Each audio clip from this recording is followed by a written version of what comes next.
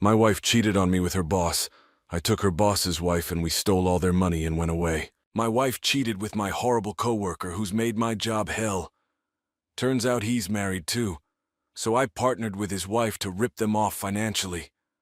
I, a 28-year-old man, found my wife Sarah, a 24-year-old woman, making out with my colleague Jason on the patio at the Christmas party. Jason works in the same department as me. I have yet to confront Sarah, so everything I'm writing is based on what I've seen and circumstantial evidence. I suspect their affair started after the last Christmas party, but they've cleverly been hiding it. I was new at this workplace, and it was my first office party.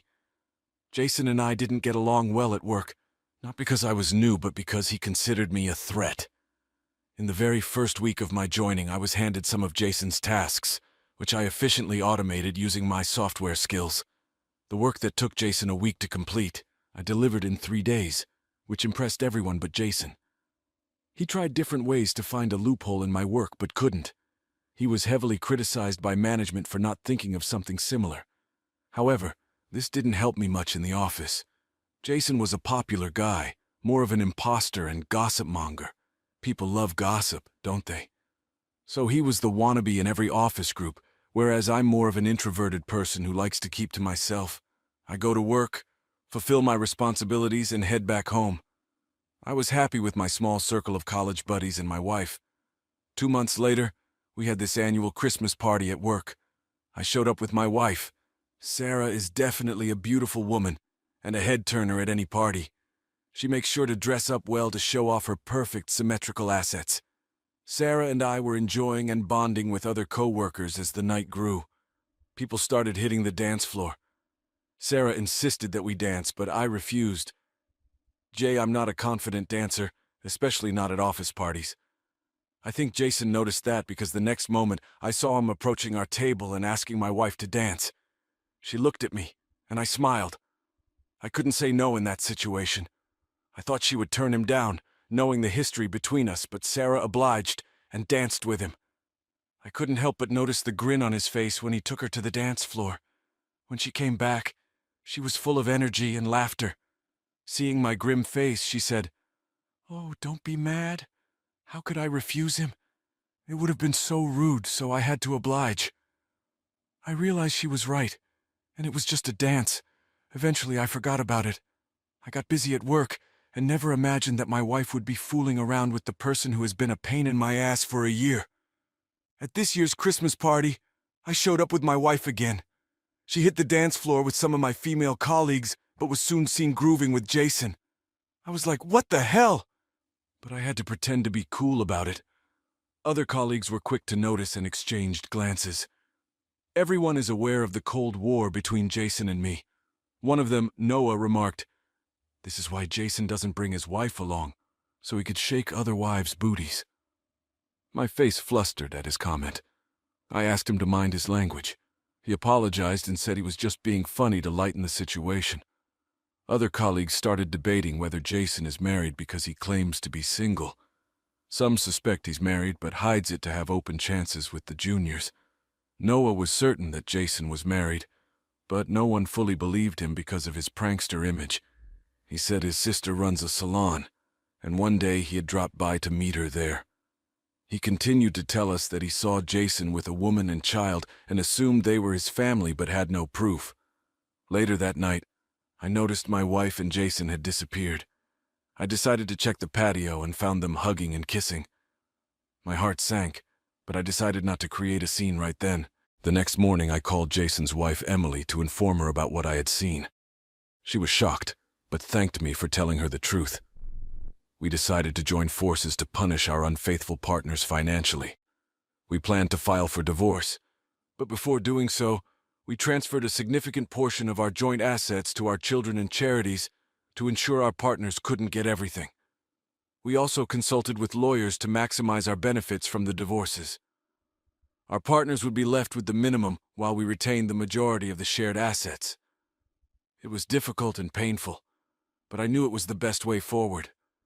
I still haven't confronted Sarah about what I saw, but I plan to do so after all the legal procedures are complete. My main goal is to protect myself and our assets from her betrayal. It's been a tough journey, but I hope that in the end, we can find peace and move on with our lives, leaving the past behind. I bumped into Jason, who was accompanying his wife for a grooming session. Everyone just laughed at this, thinking Noah was making it up. I felt suffocated sitting there and watching Sarah shake her booty with Jason. I went to the patio to get some fresh air. A few minutes later, I heard footsteps approaching.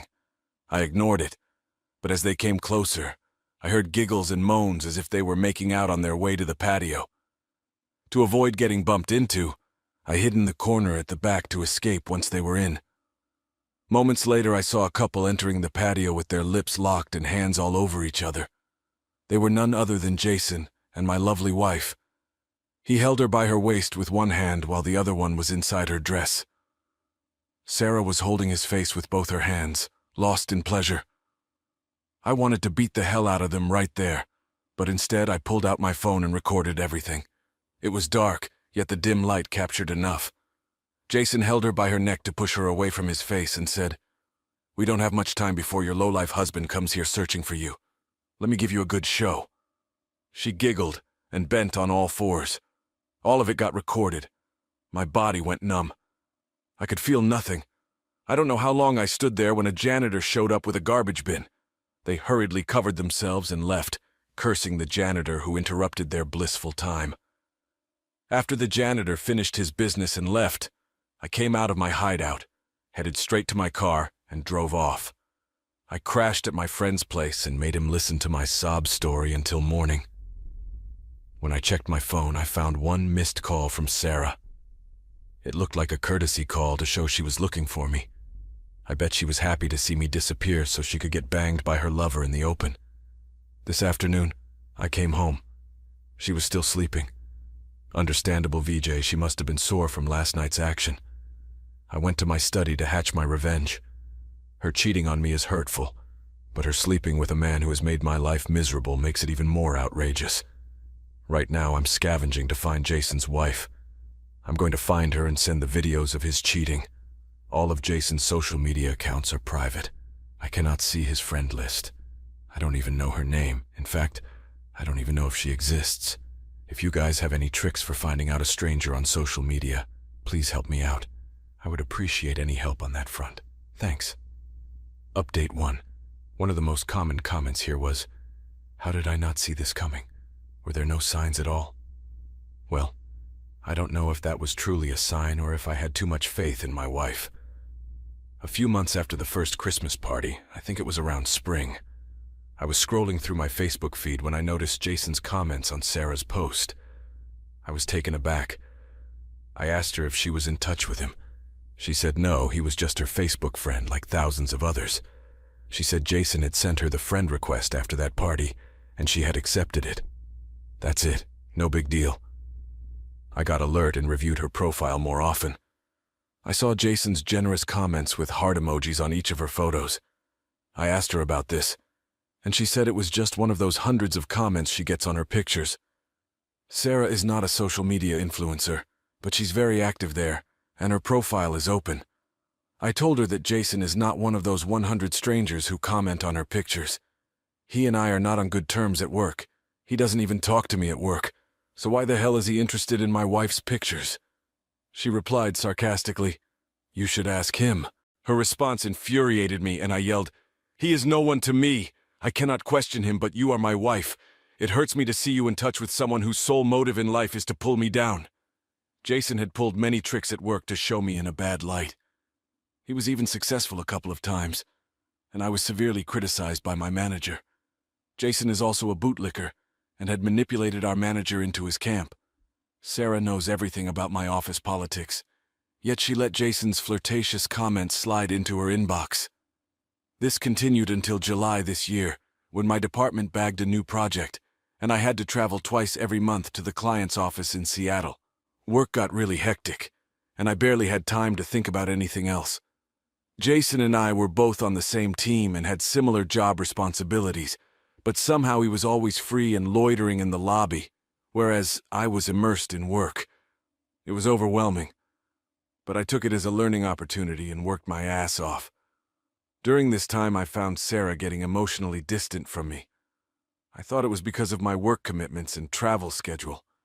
I tried to make it up by taking her to fancy dinners on weekends and buying expensive gifts for her. She never complained about my travel or my absence at home. She didn't even acknowledge the growing coldness between us, and this was bothering me.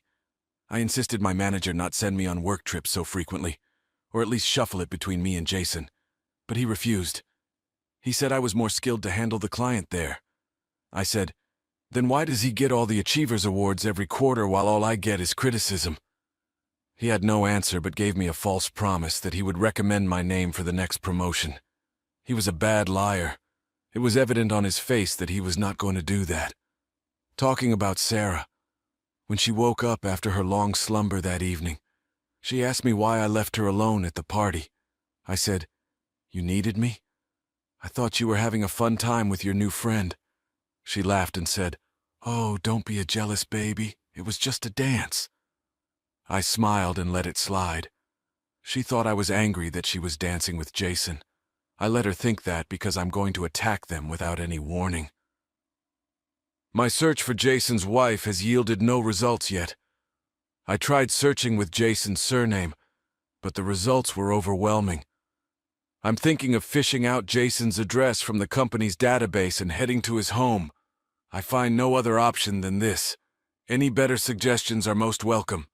Update 2. As some of you mentioned, it is next to impossible to find someone without a name or handle on social media. I was almost certain to go to his house and find his wife, but then my friend reminded me about my colleague Noah. I felt he knew about Jason's wife and could help me out here. Though he's a big-mouthed person and I'm not very fond of him, I needed his help. The next day when I went to work, I casually got into a conversation with him and asked if he knew about Jason's wife. He smirked at me and said, "I knew you would ask about her, especially after last night's twerking." Yeah, that's how he is, VGJ, an annoying piece of work. I wanted to ask him about her name, but didn't have the courage to do so. Maybe he sensed the desperateness and helplessness on my face and asked, "Do you want to know her name or contact?" I immediately blurted out in excitement, "Please." He told me her name and said that he would ask his sister for her number. I searched with her name across all social media platforms and found her on Twitter. I told Noah that the number was not required. As per her Twitter bio, she was working in a management position at one of the leading global organizations. I texted her saying I needed to talk to her about something very important regarding her husband. She responded with her number and asked me to call.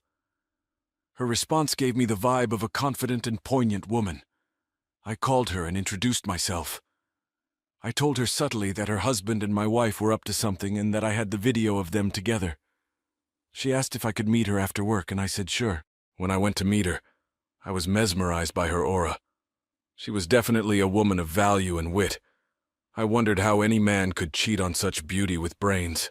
That's right, only a fool like Jason would. I narrated the details and showed her the video. Tears welled up in her eyes, but she remained composed. She was shocked to know that the office party had an invitation for spouses because Jason told her that spouses were not invited. I asked her if she had never doubted him.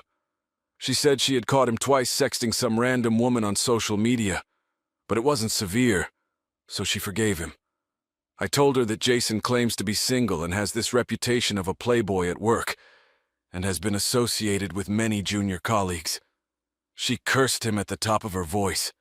She had been holding herself until then. She said, "That son of a bitch needs to be taught a lesson. Do you have any plans in mind?" I said no, not right now, but I'm definitely going to make them pay for all the humiliation. She said, "Let's do it together." Now we are in this together, planning our revenge. We have come up with some very amusing ways to ruin Sarah and Jason. We'll update the thread after the final nail in the coffin. Update 3. Hold on to your seatbelts. This is going to be wild. Sarah and Jason have been served with hot, piping revenge.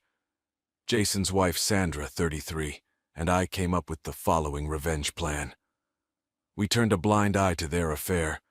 Though we knew they were lying about the sleepovers with friends, we let it slide.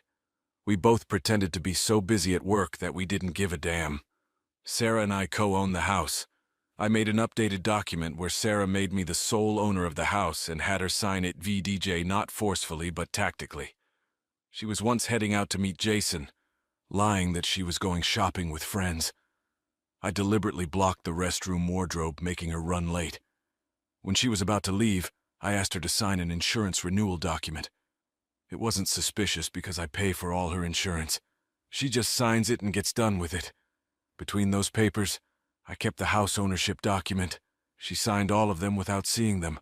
Sandra emptied all the money from their joint bank account, borrowed Jason's car, and sold it off to a rookie. The house in which Sandra lived was hers, which she secretly leased out to a new tenant and got a restraining order against Jason on that property.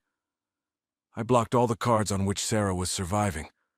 Numbers 3, 4, and 5 were carried out towards the tail end of the revenge just before ghosting them. Sandra bought a 5-day couple holiday trip to Florida as a birthday gift for Jason. But a day before the trip, she lied that something had come up at work and she couldn't make it. Jason quickly suggested that he could take this trip with his guy friend. Sandra agreed because it was a non-refundable package. During that same time, I lied to Sarah that I was going on a 15-day work trip. I checked into a hotel during that period. She called me and said she was going to her school friend's wedding in Vegas. I asked her which friend she was that I didn't know of. She said they were not in touch for so long, but suddenly she called up, invited her, and Sarah couldn't. Sarah said she couldn't say no. I said, "Sure, have fun." She was feeding me lie after lie. Jason and Sarah went on that 4-day vacation to Florida, which Sandra had bought. We used their absence to execute our plans. Sandra emptied their joint account, sold his car, rented out her house, and got a restraining order against him. I blocked the cards which Sarah had been using, packed up her stuff, and kept it in storage. The details would reach her through mail along with updated property papers and a restraining order after she returns. This would have been all if Jason had left me alone at work, but he didn't. He proudly told his work buddies that he had been with my wife because I couldn't fulfill her. He made outrageous comments hinting at me. He even showed Sarah's chat to his friends where she was expressing her desires for Jason and mocking me for giving her only vanilla sex, while Jason gave her a thrilling time. He used to read out her chats aloud to humiliate me without taking my name. I decided to use this against him and recorded that stuff. Some of the co-workers from Jason's camp even approached me to humiliate me, saying that Jason had taken my wife. I mailed all the details to the company's HR, demanding Jason's termination on the grounds of mentally torturing me. I even threatened the management to leak all this workplace harassment on social media and other review platforms. This negative PR could cost a lot to the company, and HR promised me that evidence proved that Jason was a bully and he would be terminated as soon as he comes back from his 4-day trip. I've also sent out my resignation and asked for an immediate release. I left a letter for Sarah, which she would get after returning from the trip. It would give her closure. It consists of more or less the same thing I have mentioned in this update, with a little extra detailing. I told her the truth about Jason VDJ, that he's not single as he has been claiming, and that he has a wife who's now my girlfriend. Sandra and I connected over our betrayal and realized that we have so much in common. She's a smart and witty woman with a flourishing career, while my loser wife is a bum. She has never done a full-time job. Her part-time job seemed to be a burden for her, and she used to complain about it. I'm amused to imagine her dilemma when she would have to work full-time because now she doesn't have me to provide for her, nor does her loser lover have a job. Sandra slipped off Jason's credit card just when he was leaving for the trip. He would have found it missing after reaching Florida. The situation in Florida is going to be hilarious. Jason has no cards, and I have blocked Sarah's card. Sandra has also called up the hotel to cancel the bookings just before Jason and Sarah were about to arrive in Florida. She didn't get any refund, but who cares? We could give up anything to watch the fun these losers go through on their lust trip. Sandra and I have also decided not to divorce these losers because we don't want to waste a penny more on them. If they want to get rid of us, they can pay for it, which looks highly unlikely now. We both have updated our wills and removed them from all our assets in case anything unforeseen happens to us. They shouldn't get anything by default as they are our spouses. Sandra and I are moving to Seattle to start a fresh life. I got an offer from the client company to join them directly. The raise is 1.5x my last company. Sandra said she wanted to take a break from work and enjoy it for some time. She had enough savings to last for a couple of years without worrying. Our belongings are already on the way to Seattle. By the time Jason and Sarah return, we'll be away for our 2-week holiday to the Caribbean, basking in the sun. It's so much fun with Sandra, a woman who matches my intellect and curiosity. I feel so lively again. We're not seeing our forever with each other. Don't want to put that burden on ourselves. But yeah, enjoying our time together while we can. Busting my wife's affair with her professor by exposing their texts and videos during her big presentation DJJ. They both got kicked out. I, a 25-year-old man, and my wife, a 23-year-old woman, have been married for about 2 years. We met on a typical date, one that involved drinks and good conversation. I learned she was a dentist and had recently graduated. She pushed her way through dental school and has been successful thus far. I was a contractor for a business and didn't make anywhere near as much money as she did. Still, I wanted to support her, and her love of classical music also brought us together. I took her to see the orchestra, and because of this, the two of us fell in love. After a few months, we moved in together.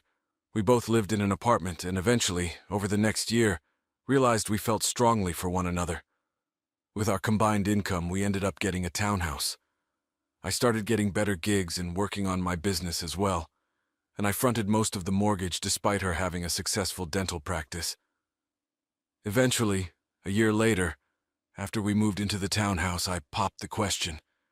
I asked if she would marry me at a classical music concert on the anniversary of our first date. She said yes, and within a few weeks we rushed the ceremony and were married. Things were great. I provided for her, getting her luxury items when I could. She gave back as well, despite insisting that I didn't need to. But I loved her, and I wanted to give her the world. Then things changed. My wife was told that her education was too archaic to qualify for her position. She needed to get continuing education or come back and get a higher degree. When she told me this, I was a little hesitant. That's one income that we'd have to rely on. She insisted that the practice would be okay. She wanted to run it still, but would have a more hands-off approach rather than hands-on. After some back and forth, where I told her that she could just do it part-time or something, we came to an agreement. She would go back to school, and I would provide for both of us. It wasn't a huge issue. However, it did mean that both of us would have to live a bit more modestly. She enrolled in school and went full-time. She told me that she'd be done within the year, and once she was done, she wouldn't need another continuing education for another 4 years. She could do it throughout the years on her own time. I agreed with this, thinking it would be easy. I mean, it's not like I wasn't making money, right? But then it happened. We had some financial troubles. It began with losing a couple of major contracting jobs. I figured I could bounce back and get it together. Then I discovered an employee was embezzling company funds, VJJ thousands in fact. We had to pay for a lawyer to provide litigation for that, and I also had to shell out money just to win the case. It was hell, to say the least. I had to do this all on my own because my wife wasn't helping with it. That's when I started noticing the changes. Instead of being open and inviting, my wife grew distant, almost cold and uninviting. Whenever I asked her how school was going, she would act distant. Something was up. I noticed she spent her nights at school later. She told me it was because she was trying to get help from her professor, but something seemed off. When I asked her what she needed help with, she wouldn't directly respond. She said it was complicated and that she needed to focus on her studies. She said it had something to do with dental techniques and nothing more. I brushed it off initially. After all, she might just be stressed. However, other aspects of our relationship deteriorated. The most apparent was the sex. We had it less and less. She shied away, telling me she was too tired. Even on the weekends when she was freer, she'd hole herself up in her office to work on homework. Eventually, I grew frustrated. Why was my wife pushing me away and kicking me out? I grew curious. I told my buddy about it, and he told me that she might be cheating. That's preposterous! Cheating! Why would she cheat on me? Then it occurred to me. Maybe that's why she got distant. My friend said the only way to prove it would be to look at texts and recordings, so I did. One night while she was in the shower, she left her phone out. I thought that it was bait, but when I opened it, I saw some texts. They were all for someone called Professor B, and there was a heart next to it. She sent this person flirty messages, even saying that she wouldn't come home late and planned to spend time with him. I had to figure out who Professor B was. I scoured through the school records and found Professor Burns, one of the lead professors for the dental division. Suddenly it all made sense. My wife was distant, and of course she had her own personal disdain for all forms of intimacy. It upset me, but I knew what I had to do. I quickly formulated a plan. My wife had a presentation for her dental academy project. I went to her computer and changed it out. A smile formed on my face when I did it. My wife mentioned her presentation, and I asked if anyone could come see it. She said yes, and then I told her I'd come see her. She grew nervous, saying I didn't have to, but I insisted. On the day of the presentation, I walked in, sitting right in the front row. I watched as it was her turn. My wife popped in the PowerPoint, and the smile she had turned into a look of horror. It was all the messages of her cheating, revealing to everyone there that she was seeing Professor Burns. I even found a couple of videos on her phone too, which I showcased. When my wife asked what this was, I asked her back. I told her that I knew she was cheating, and that I wasn't going to let her get away with this. I called her a cheater and that I didn't want anything to do with her. She finally broke down, saying that Professor Burns was a good man and that he made her happy. I told her that was no excuse and that I was disgusted with her. Professor Burns was outed, and the faculty immediately fired him. They told him never to come back or teach at the university. I don't know if he ever found another job, or if his past haunted him. As for my wife, her being exposed as a cheater was embarrassing, but the dean took it upon himself to kick both of them out. My wife was blacklisted from other universities too, as it was found she plagiarized a couple of papers. She lost her job and wasn't able to go back to dental school. I kicked her out of the house too. While I fronted the mortgage and it was hard, I don't regret it. She's a cheater, and I don't take it kindly. She did it because he made good money since he had some big papers. Still, it sucks learning about this, but it is what it is.